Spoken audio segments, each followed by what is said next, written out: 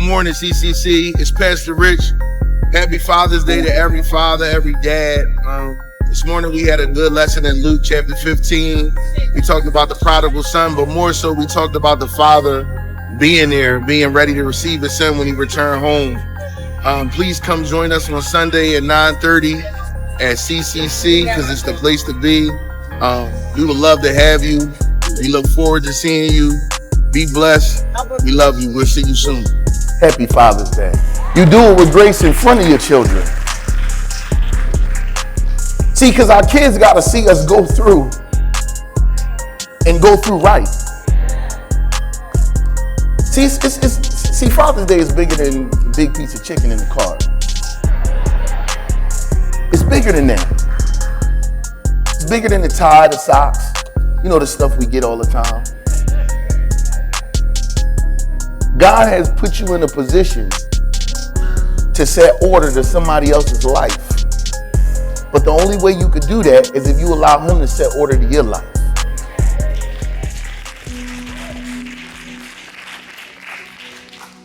Let me be clear. It don't mean as a father, as a dad, you're not going to always get it right.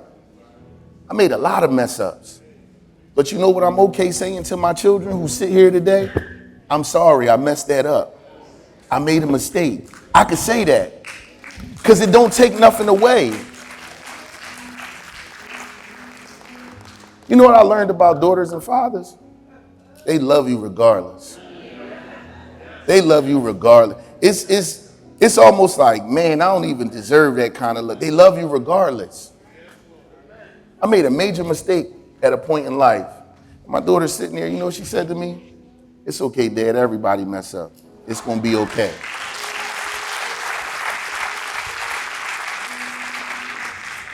It humbled me because I realized I didn't give people that kind of grace.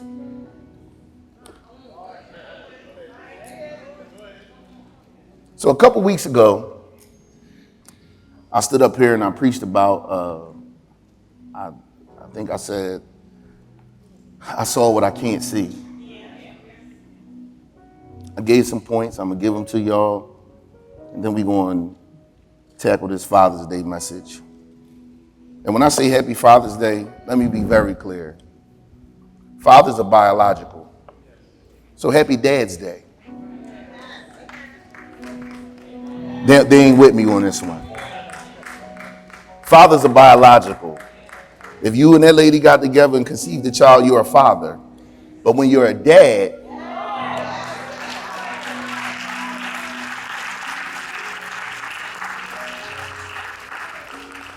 I'm around. I'm present. And I can say this because my daughters are sitting here. It shouldn't be this way, but I'm typically the last person they call when it get too heavy. They missing me. My daughter told me the other day, Dad, I don't call you because I don't think it required that level of intensity.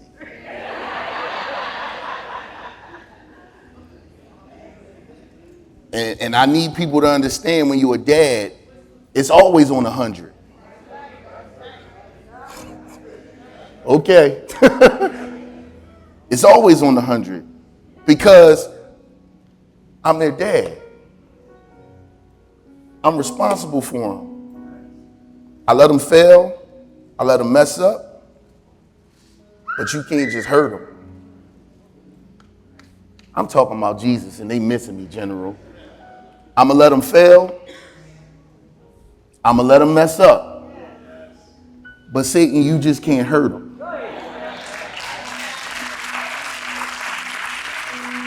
See, the same charge God has on us, he gave to us as fathers, as dads. He said, I'm going to protect you even in your foolishness. And those children I let you have, you got to protect them and cover them even in their foolishness. So don't ever discredit being a dad. I don't care if you and mom ain't together or not. You still a dad. So 2 weeks ago, because that's a deep conversation that people don't like to have. I might as well go ahead and get it out the way, make them mad early, Sister Pat. You ready? because women ain't gonna like it, so I gotta say it. Stop playing porn with your children.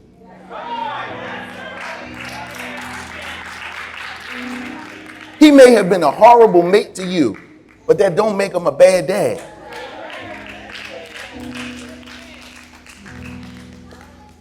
I'm just telling the truth. Y'all may be toxic, but is he a good father? I told you they ain't want to talk about it. So 2 weeks ago, I talked about I saw what I can't see. And principle number 1 was he knew your deliverance wouldn't make everybody happy. We were talking about the man that was born blind from his birth. And you had these people, his neighbors, who saw him get healed and questioned why he could see. But nobody questioned why he was blind and begging until he got better. Nobody cared that you were depressed. Nobody cared that you were hurting emotionally. But when you came outside happy, they said, "What's wrong with you?" Because everybody's not happy about your deliverance. And God didn't heal you to make other people happy. He healed you to get glory. He understood there was people who weren't going to believe, but he also knew that by healing you, other people would believe. Y'all not getting it. So your healing didn't even have anything to do with you.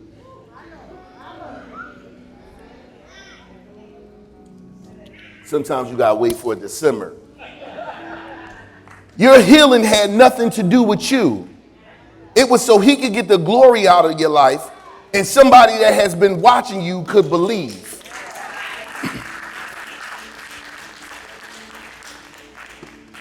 So these people, neighbors, whatever they were, they walked over to the man. They said, "You that blind begging guy that used to be out here begging?" And he told Ori, "It's okay, buddy. It's all right. It's all right. I promise it's okay." See, he's just a kid. I wish I could do what he just did, just cry and get it out. But these neighbors walked up on this man and they started questioning him about what happened. And he told them the story. "I was walking down the street minding my business. Jesus bumped into me, wiped spit on my eyes with mud, with dirt, made mud, put it on my eyes. He told me to go wash in the pool. When I came out, I could see." Man, you lying. You ain't never met no Jesus the King. So what did they do? They took him to the Pharisees. They took him to the Pharisees because the Pharisees were religious leaders who didn't believe in God. And they wanted to make something wrong with his healing. This wasn't even one of my points. They will make something wrong with your healing. It will be controversy surrounding you being better. Stop thinking that when you get better, people going to cheer for you. Sometimes they frustrated because, and I think I said this, because when you get better, their position in your life changes. See, because when you were needy, Jesus, I'm preaching. When you were needy, they had value. As much as they complained secretly about you calling, asking for money, they appreciated you calling and asking for money because it made them feel valued. But when God got your checks up and you no longer call them, now they call and say, "Oh, you acting funny. You don't even call no more." Whole time you still talk to them, y'all just don't have the same conversation.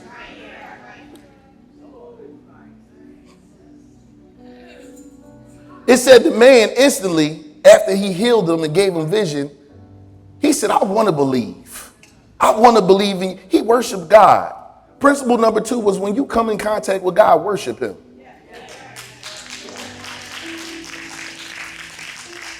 So anytime you walk into his house, worship him.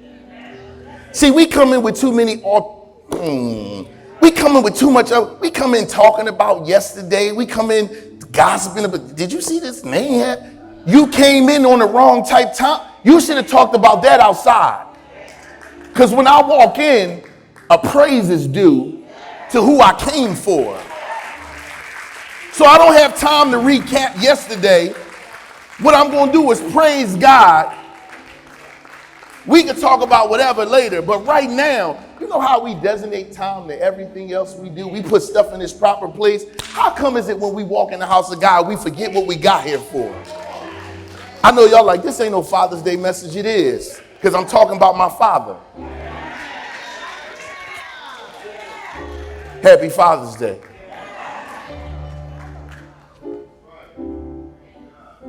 Principle number 3 was, some of us got our eyes wide shut. The Pharisees had an argument amongst themselves because some of them believed Jesus did it and the other ones didn't.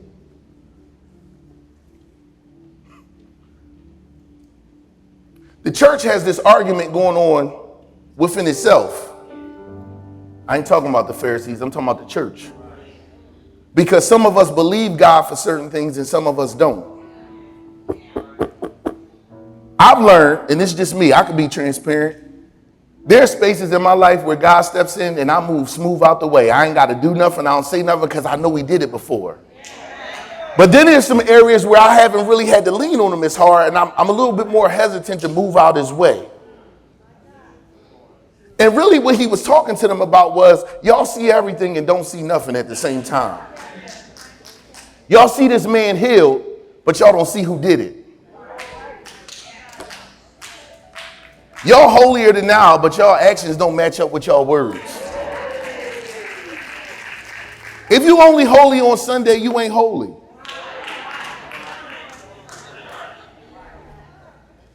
You know one thing I can pride myself in, and I'm cool with it? I don't care where people see me at, they gonna see me. What you see on Sunday is what you get. I'm funny, I joke a lot, I think stuff is, that's just who I am. I was getting rolled into an operation, and I said, oh my God, I knew that was you.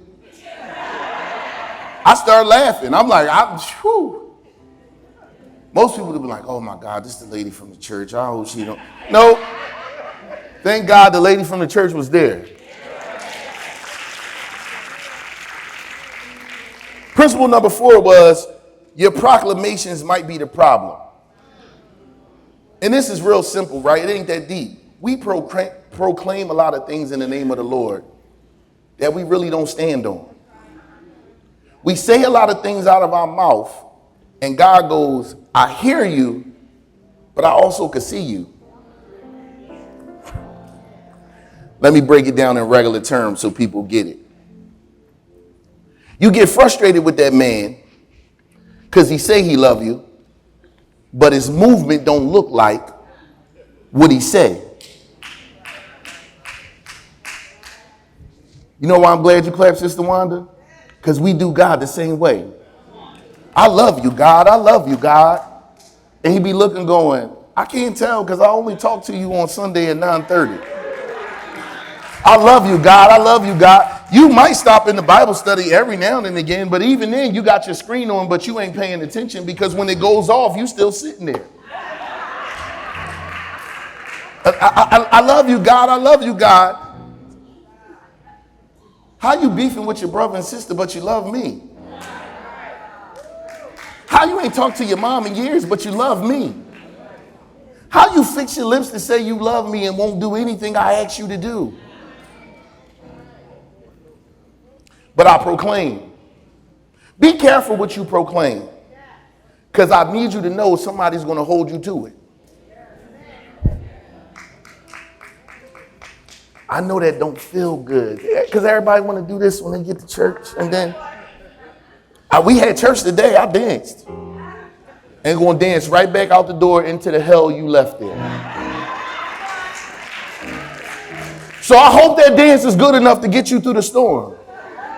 Because the last time I checked in the Bible, there was nobody that danced through a storm. They danced after God got them through the storm. There was nobody that shouted their way to deliverance. It took a lot of praying and a lot of fasting and a lot of dancing's cool, but I promise it ain't gonna get you where you gotta go. It feel good in the moment. So this week, Luke chapter 15, I'm gonna take one verse and I'm gonna get out your way. Luke 15, verse 20. It says, NLT version, so he returned home to his father. And while he was still a long way off, his father saw him coming. Filled with love and compassion, he ran to his son, embraced him, and kissed him. If I had to give a title, he's waiting for you to get back. He's waiting for you to get back. See, I know y'all was waiting for the Father's Day message where I talk about how dope the Father is, or you as a father and what you know. We're here to talk about the Father. And I need you to know that no matter how far away you go, he's waiting for you to get back. I need you to know and understand that no matter what you do in between your departure and your return, he's waiting. Not only is he waiting, he's covering you. See, this just ain't for men. This is for anybody, right? In that space of time where you decide that you're going to be grown and do everything you big and bad enough to do, he's waiting for you. Matter of fact, he see you from afar. Read the book. It's right there in the word. He said he saw his son from a while off, which means if I saw you from a while off, that means I was looking for you. So let me give y'all some clarity on what's going on. Jesus is in the process of teaching here in Luke. In this book, you know, this is where he started his ministry publicly. This is where he picked his disciples. So he's teaching, he's healing, he's teaching, feeding 5,000. He's teaching, moving demons out the way. He's teaching, he's correcting the behavior of the religious leaders. He's teaching. Y'all see the common theme here? Jesus was teaching in everything he was doing. Y'all woke today? Everything God is doing in your life, he's teaching you something. So part of your problem is you feel like you keep repeating the lesson, and it's because you have yet to pass the test. When your teacher at school gives you a lesson, they give it to you so that you can go back to the test and say, this is what I've learned and this is what I know. The problem with us in Christianity is we keep repeating the lesson, and when it comes time for the test, we fail miserably because we allow our emotions, we allow our emotions, we allow, oh yeah, brothers, we get a little sensitive out here. We allow all of that stuff to cloud the lesson. And Jesus said very clearly in the book of Luke, everything I'm doing, I'm trying to teach you something.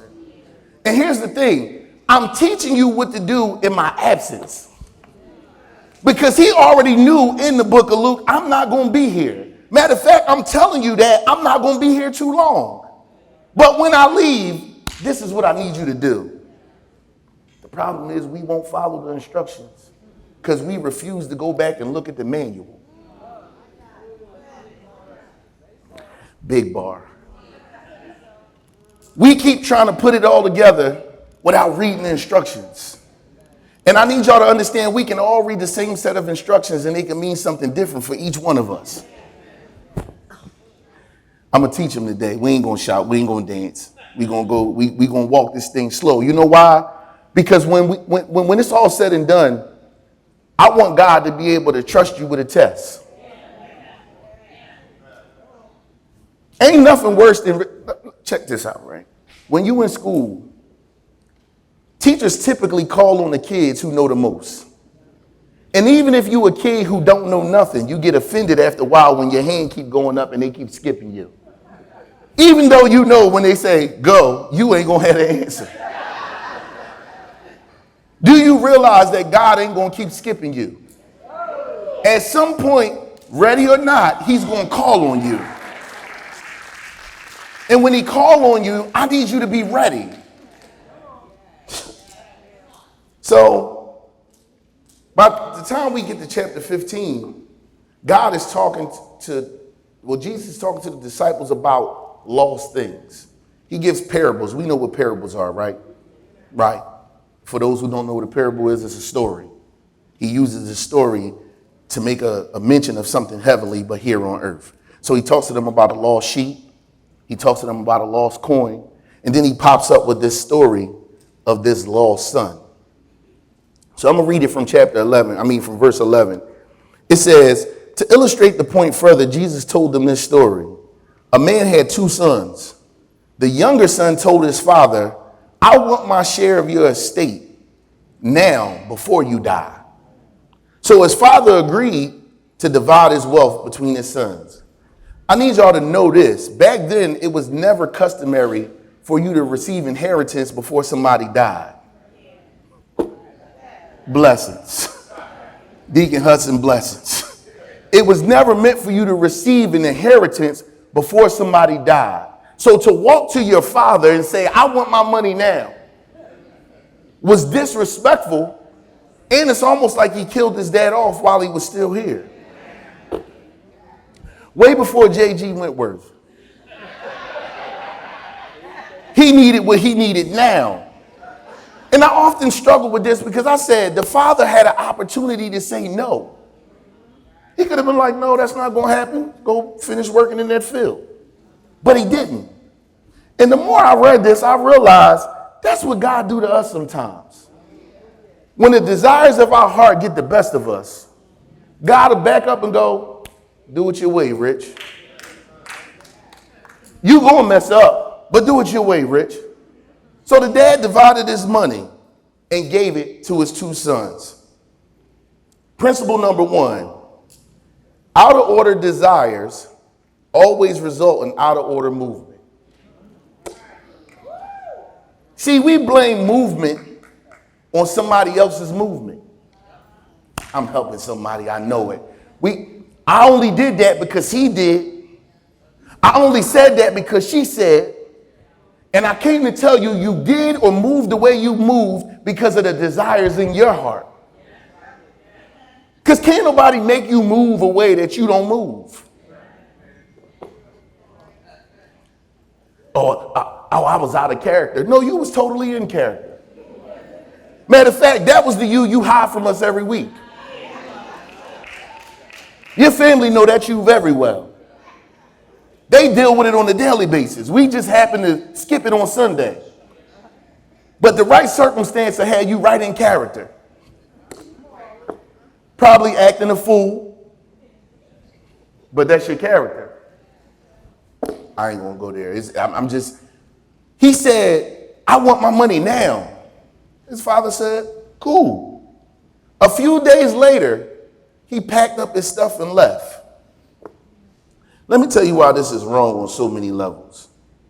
You ask for something out of order, and now you're moving in a manner that's detrimental to your growth.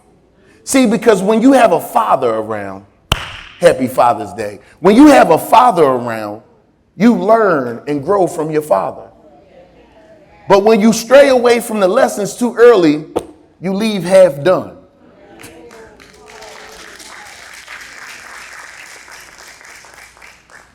So it says he packed all his belongings. First of all, you ain't walking out of my house packing up nothing because I know you ain't bought nothing. You that mad? Go ahead and leave with what you bought. Bag gonna be slim. But it said he packed up all his belongings and he moved to a distant land. See, when you out of order, you know something else you do? You try to stay as far away from the truth as you can. That was a bar. You try to stay as far away from the truth as you can. It said he moved to a distant land. So he put himself out of reach of the Father.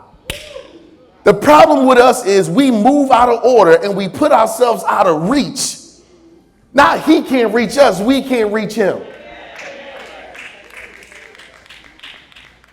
It said he wasted all his money in wild living.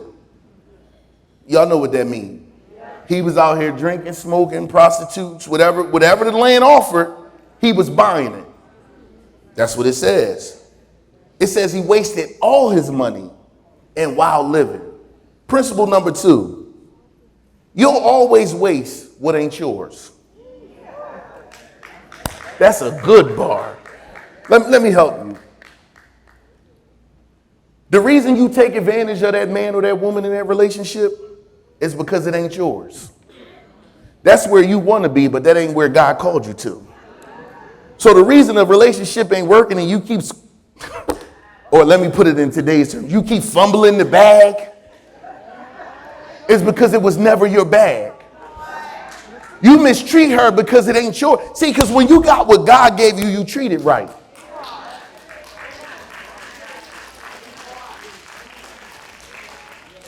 Oh, that's for women too. When he really your king and your son ain't your king, yep.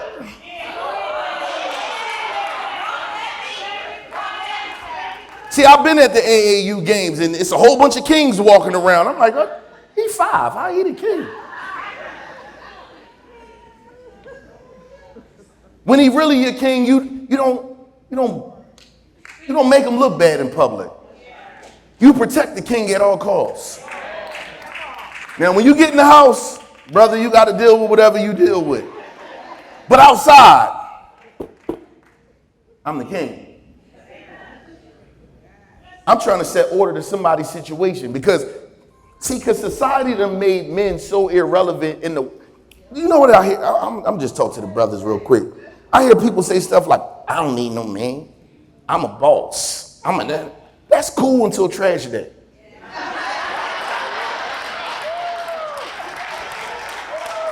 That's cool till you got to get shoveled out that car spot.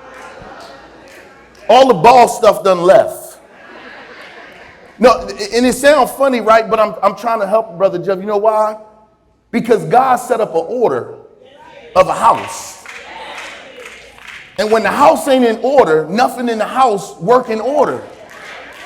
That's why society keeps trying to tear household. That was one of the main purposes of slavery, to separate the men from the home. The reason they did that is because they understood God's hierarchy.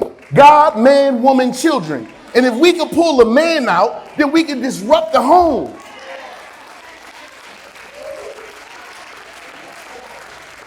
And we done got so comfortable in a disrupted house that we think it's normal. Stop saying you don't need a man. You do. And we need you too. Stop acting like we function on these different planes and we ain't got to deal with each other. Yes, we do. Because as long as I can keep the house out of order, I can keep your spiritual health out of order.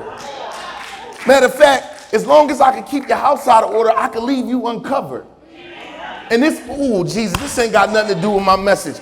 And this is why so many women have been susceptible to getting played with. Because you was left uncovered by who was supposed to be covering you.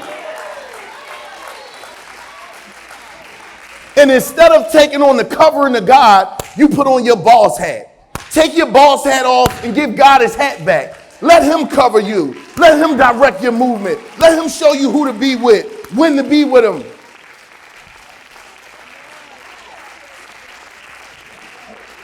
I tell people all the time, marriage don't change people. All you did was locked into what you was getting before you got married. No, I'm going to help them good today. You know why? Because people think that paper changed people's movement. If he was a sucker before you married him, he a sucker now.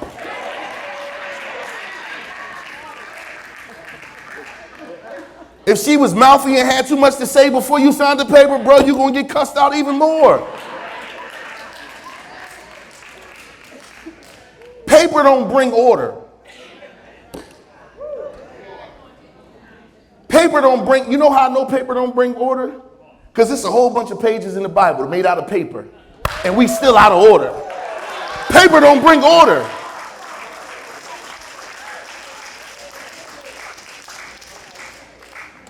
I digress. But I know what I'm talking about. Because I know for a fact that God sets it up the way he set it up because that's the way it works. See, one thing about God I like, ain't no gray area. The way he said it is, that's what it is. So brothers, when he tell you you the head and not the tail, you don't get a choice. It is what it is.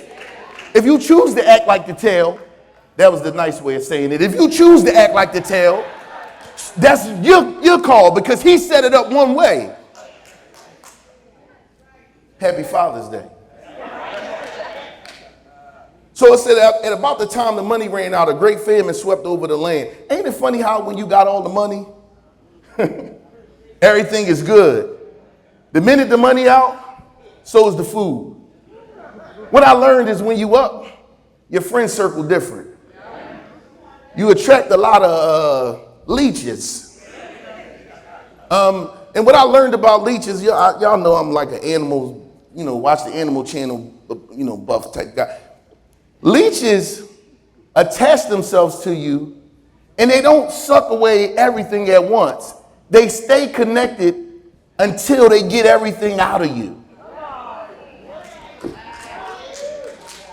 So you looking for this person to bust a move and get out the way. They gonna stay connected until they can get everything out of you. Not just your finances. They want your spirit. They want your joy. They want your peace. I'm telling you what the enemy do. He attaches himself to you. And when he get a hold of you, he said, listen, I'm here for the long haul, baby. I don't know what you thought I came to do, but I came to steal, kill, and destroy. And that's going to take me some time. So stop thinking that he messed with you once and he's done. He's attached to you. He holding on. No matter where you go, he with you. Because his job is to take everything you have.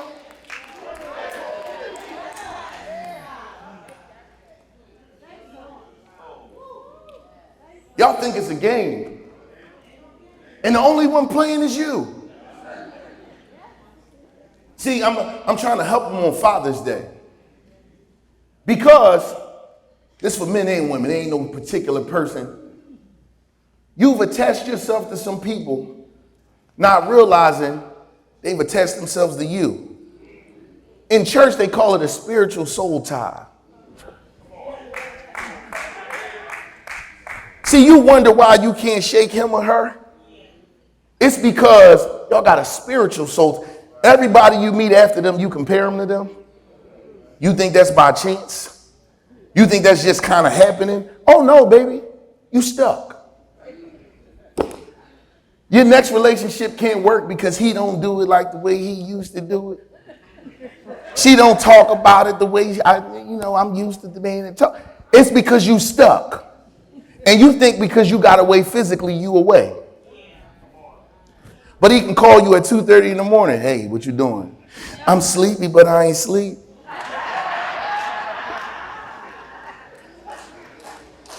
It's called a soul tie. Happy Father's Day. You gotta break them. So you gotta ask God. Let me help y'all with something, right? We say things that we don't really live by.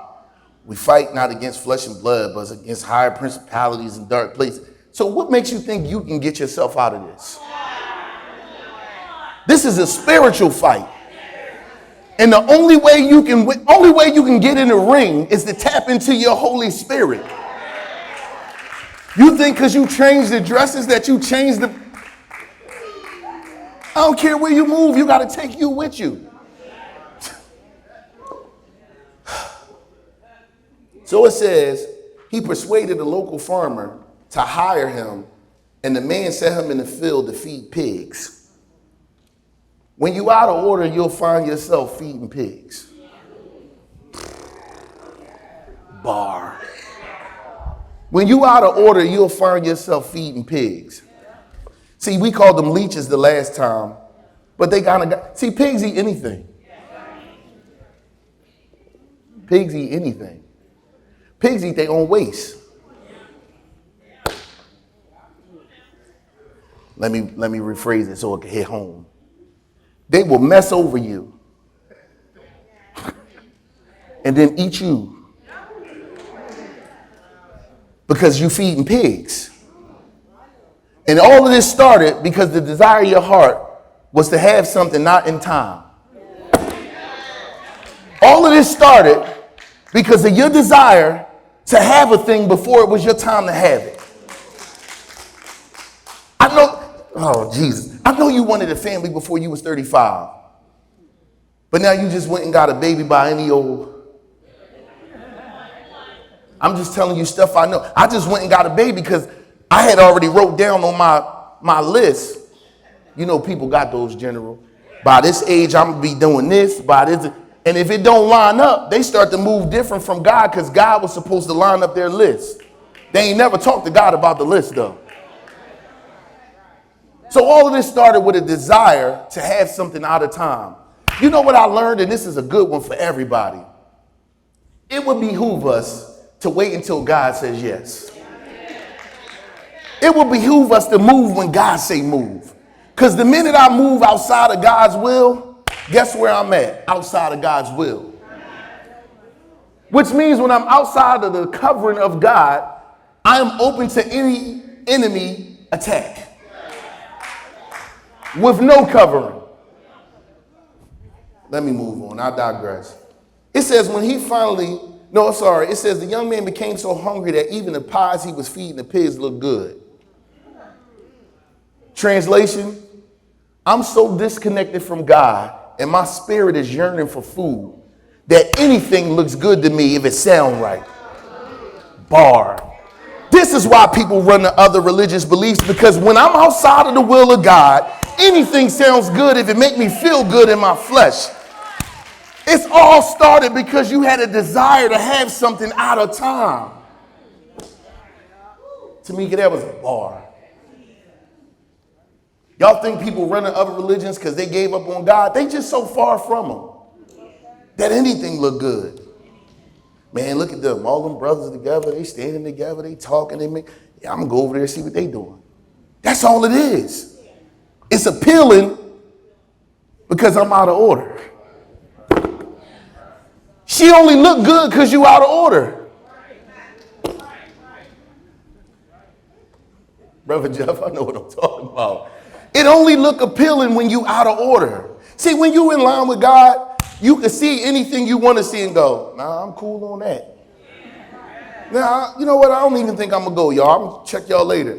But when you out of order, it all is a go. It said the young man became so hungry, even the pies he was feeding the pigs looked good to him. But no one gave him anything. This is the same man who had all the money, and I'm learning that he gave it out because he ain't got no more. So the same people he just blessed had a closed hand. Don't be those people. When God bless you, open your hands up. Open your hands up. Check this out. Verse 17 says, when he finally came to his senses, he said to himself, at home, even the hired servants had food. And I'm here dying of hunger. I'm going to go home to my father and say, Father, I have sinned against both heaven and you. And I'm no longer worthy of being called your son. Please take me as a hired servant. I thought this was interesting. Because he was so far gone and so far, he like us. When it hurt enough, we're repentant. Only when it hurt enough.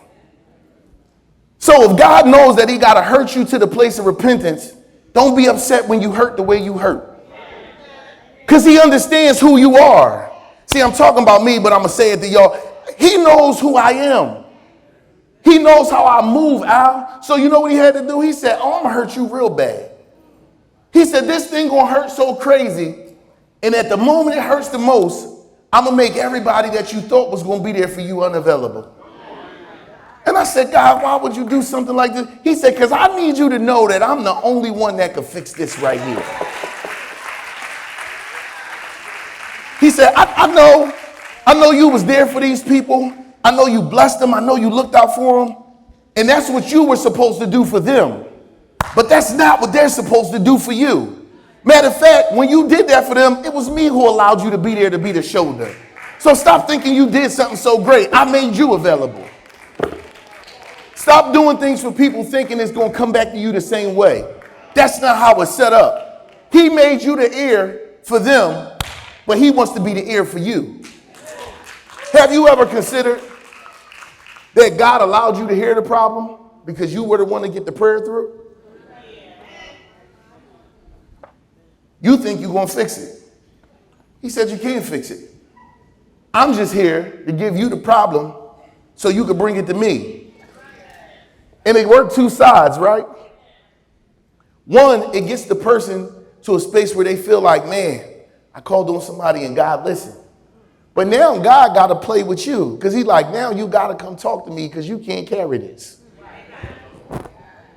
And the problem is we walk around carrying too much stuff that ain't ours.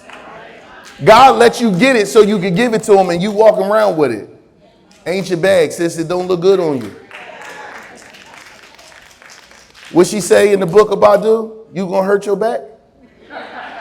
I'm just saying, Shirley, that's what she said in the book. I don't know if that's how it went, but that's what she said. So then he says, verse 20, he says, check this out. So he returned home to his father. Now he had a conversation in the distant land about what he was going to say to his father once he got to his father. So he gets to his father, and while he's still a long way off, meaning he's still in the wilderness, but because his father's looking for him, he sees him coming. And you know how I know his father was looking for him? Because there's probably a lot of stuff moving out there. But God just happens to know who you are, that even in the midst of all of that stuff, when he see you moving, he know where you at. It says his father saw him coming, filled with compassion and love, he ran to him. They don't know what the shout out. They don't. I don't know what y'all waiting for. That was your dance moment. If you wanted to dance, you should have jumped up and. It said he saw him and he ran to him. So in other words, God said, you ain't got to get it all together. I'll meet you where you at. You ain't got to figure this out. I love you so much. I'm going to come meet you where you at. Matter of fact, I don't need you to lead the bar right now. I just need you to be willing to hear me while you sit at the bar. I know you high. I know you just smoke, but this is a great time to talk to you because everything is slowed down.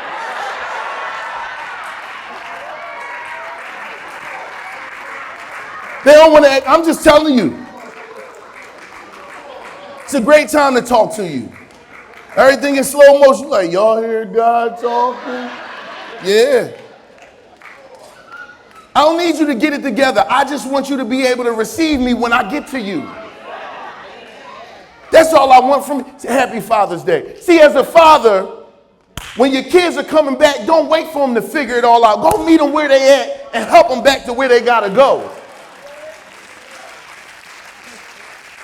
So when I tell my daughters, yeah, y'all can call me, and I know y'all think my responses are 100% out of the way, but I'm going to always, because I want to meet you where you at. And I want to get you back to safety. See, that's the God. See, God is saying, I just need you in safety. I can handle you when I'm covering you. It's when you out of pocket that you out of pocket. And we so cool with being out of pocket that we think it's normal. Here go a quick help. You ready? If you do it God's way and get away from the bar, you'll realize that the millionaire you wanted to be, you probably already was.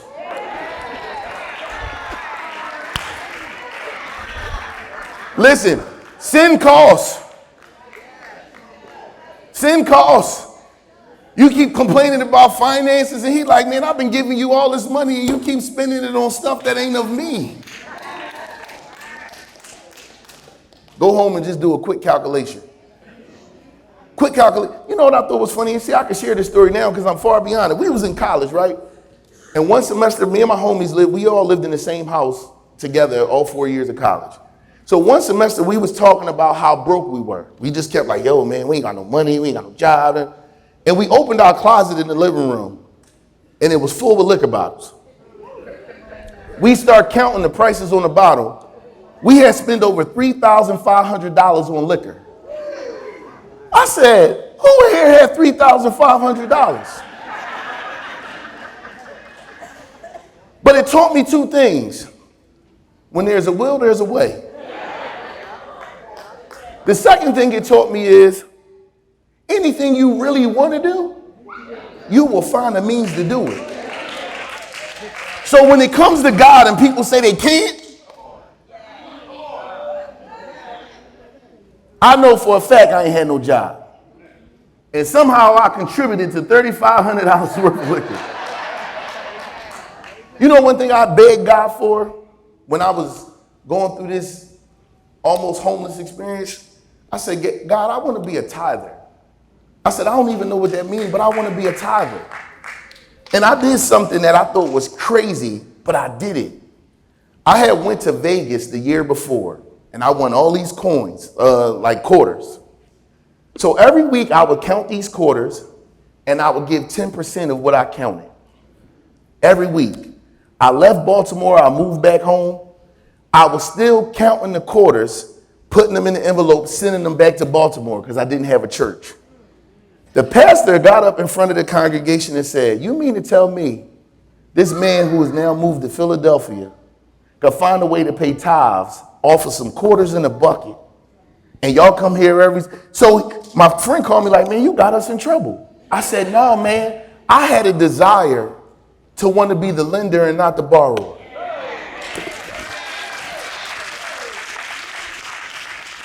Y'all like, what that got to do with anything? Because all of this started with a desire. My question is, what do you desire? What is it that you're looking for? Oh, my fault. Happy Father's Day. What is it that you're looking for? What is it that you're saying, God, I desire to be this for your kingdom?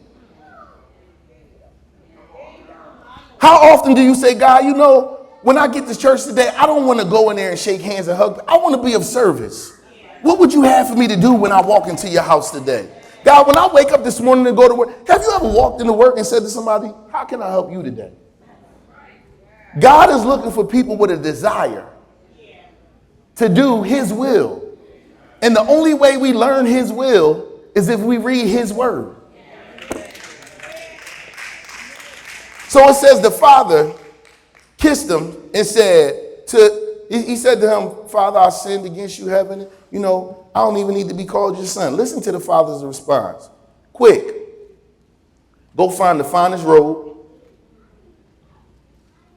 get a ring for his finger, sandals for his feet, and kill the best calf, the one we kept getting fat.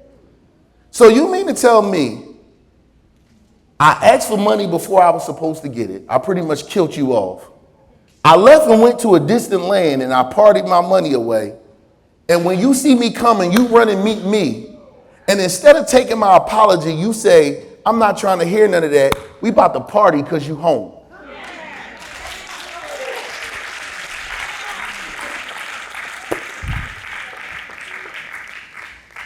I promise you, the day you decide to come back, the day you decide I'm on my way back home, you ain't even got to make it all the way to the house. God gonna meet you wherever you at. You might be in the middle of 7th Street. You might be in the middle of 9th Street. You might be passing Chester High, but you on your way back home. God gonna meet you right there and say, listen, I've been waiting for you. See, it's a heart posture. And he said, I'm waiting for your heart to be in the right place because I want to meet you when your heart softened up. See, he knows us, right? He know he can't approach us when our hearts is heavy and hard. He said, I'm going to wait till that opportune moment when your heart is open to me. And no matter where you at, I'm going to come meet you there. But I ain't just going to meet you. I'm bringing you back home. I'm going to bring you home and we're going to throw a party. So for all those people that wanted to dance, when somebody get up and join the church, that's your moment to dance. For all those people that feel like they want to shout, that's your moment to shout. The Bible says that heaven rejoices over a soul saved. So why is it that when people join the church, we sit here and we go, oh, that's great. No, that's your moment to get up and cut some rug. That's your moment to shout out hallelujah because somebody just came home.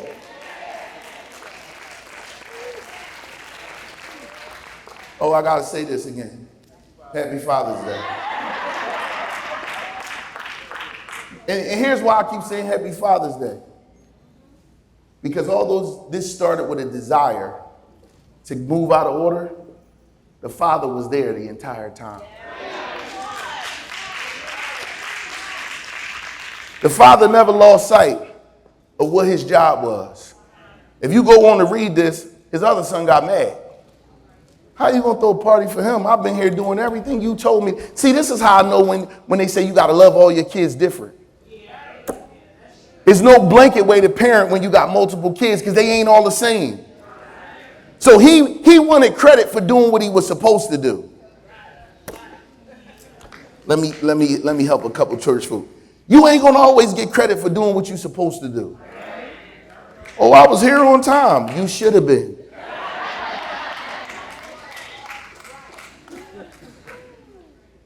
He said, Dad, how is it that you go and give him a party?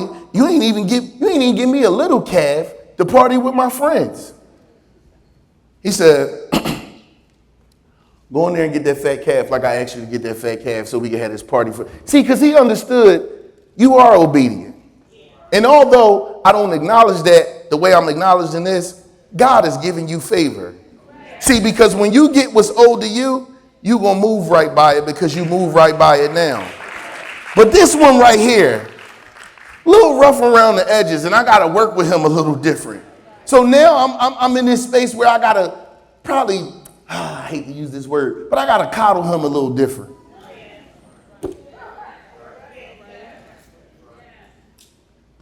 And the reason I coddle him different is because he moved different. He got different.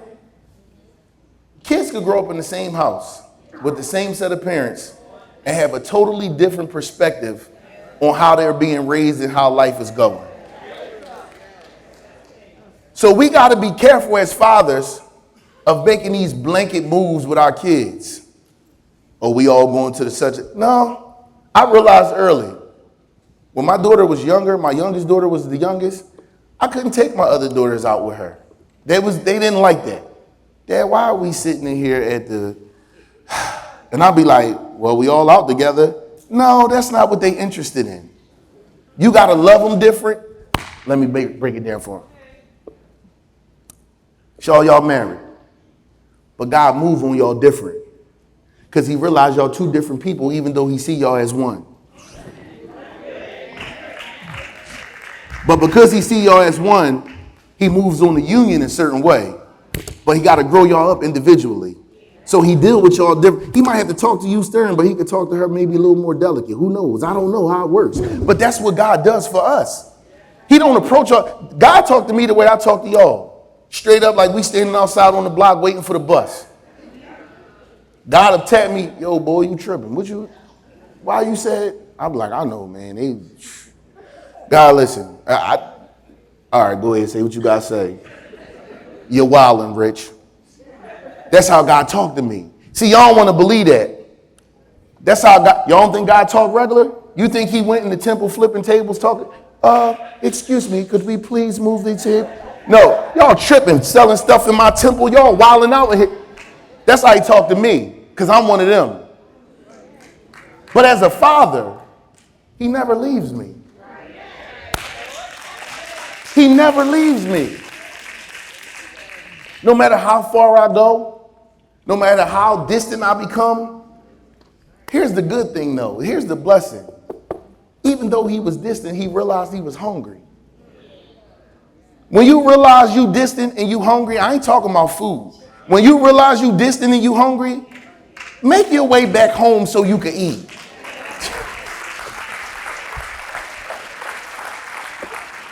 I'm going to my seat, Brother Jeff, and they ain't going to like this closing line, but it's the truth. Stop going to everybody else's house and eating and you don't eat at your house.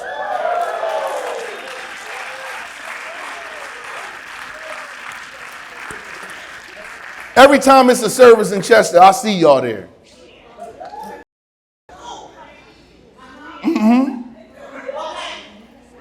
I'm going to be quiet. You know why? It ain't good to eat off everybody's plate. You don't know how they clean their house. And just like that, I'm done.